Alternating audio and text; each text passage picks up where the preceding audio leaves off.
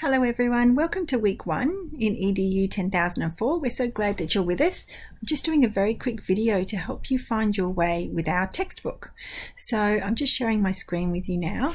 So yours will look a little bit like this. So I've gone into our unit, into home, and I'm just going to show you how to access it. So the first place you need to go is here to eText on the left hand pane there.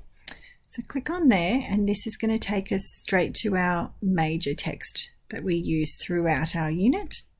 So here I am, this is the text, and I'll need to pop in my Swinburne login and password, and then it will open up for you.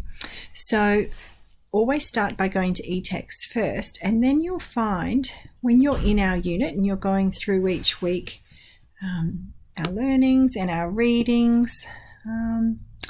I'll click on one of these. You'll find that once you've logged into eText, every time you'll find in our essential readings and every time our textbook pops up in our weekly learnings, you can now click on one of these, and when you click on that it will take you straight there.